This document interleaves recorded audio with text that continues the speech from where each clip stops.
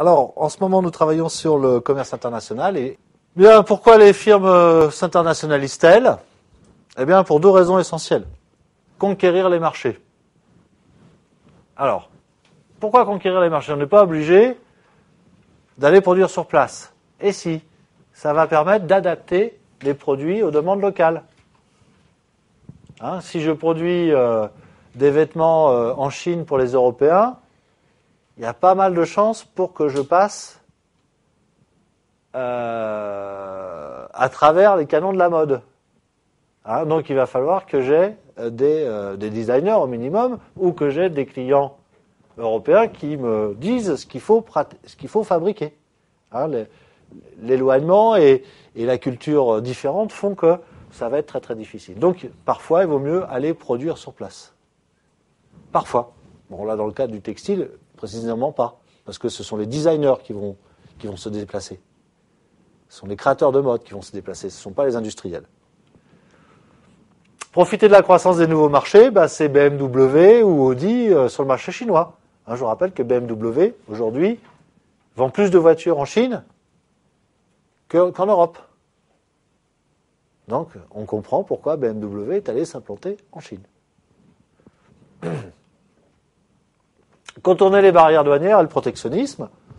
Des fois, pour rentrer un produit dans un pays, il faut payer... L'Espagne franquiste faisait payer 100% de droits de douane aux importations d'automobiles. Et bien, pour vendre des automobiles aux Espagnols, qu'est-ce qu'ont fait les constructeurs automobiles européens et américains d'ailleurs? Ils se sont installés en Espagne.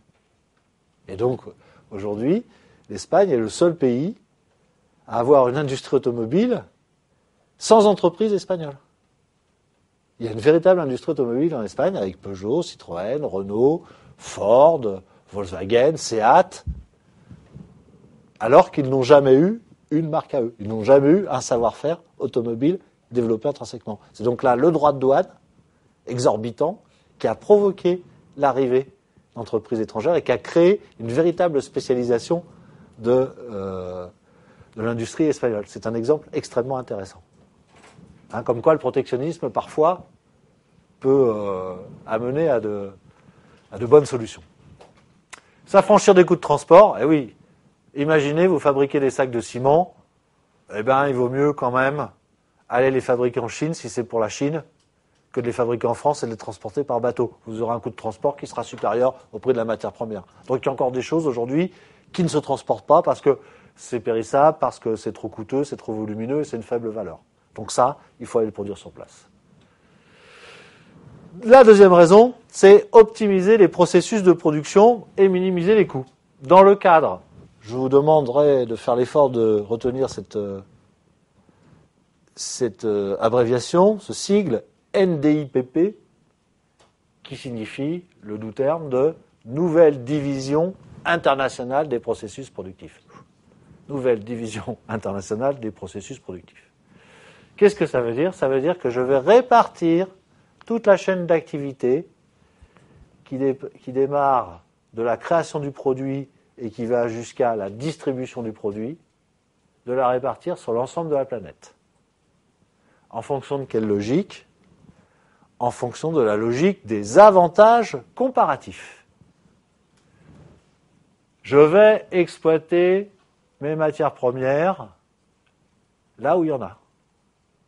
Et je vais essayer de devenir propriétaire de gisements de matières premières pour m'approvisionner le moins cher possible. Ensuite, je vais transformer ces matières premières là où les conditions de transformation sont plus avantageuses. Ensuite, je vais faire des composants pour mon produit que je vais localiser dans certains pays et je vais les assembler là où le coût de la main-d'œuvre est pas cher. Pourquoi? Parce que les activités d'assemblage repose sur l'utilisation de beaucoup de travail. Et puis enfin, je vais distribuer mon produit partout où une demande s'exprime. Donc sur tous les marchés nationaux où il y a une demande. Et une fois que j'ai fait ça, j'ai réparti ma chaîne de production sur l'ensemble de la planète en fonction des avantages comparatifs proposés par les pays.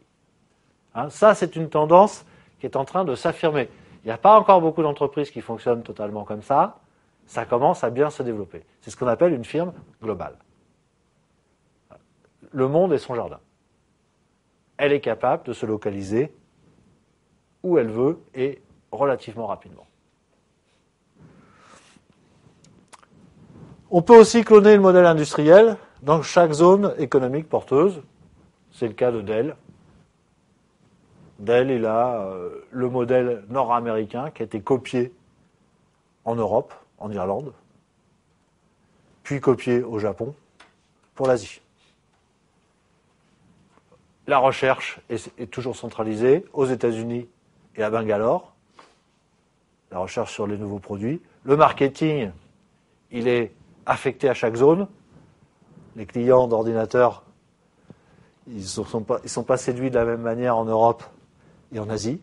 Donc il y a un marketing spécifique. Et la production, comme ça coûte cher finalement le transport aujourd'hui pour les produits comme les ordinateurs, qui sont eux de moins en moins chers, proportionnellement le transport coûte de plus en plus cher, eh bien on a un site de fabrication, en tous les cas d'assemblage par zone. Irlande pour l'Europe, par exemple. Structure commerciale, là où il y a un savoir-faire commercial, vente par téléphone de Dell, centre téléphonique à Montpellier. Pour les clients particuliers, qui, pour la petite histoire, vont être abandonnés, c'est annoncé par Michael Dell, vont être abandonnés donc dans les prochains mois. C'est un échec. Mais jusqu'à présent, ils avaient trouvé une solution de call center peu coûteux avec un call center au Maroc pour toute l'Europe continentale. Donc voilà ce modèle de clonage.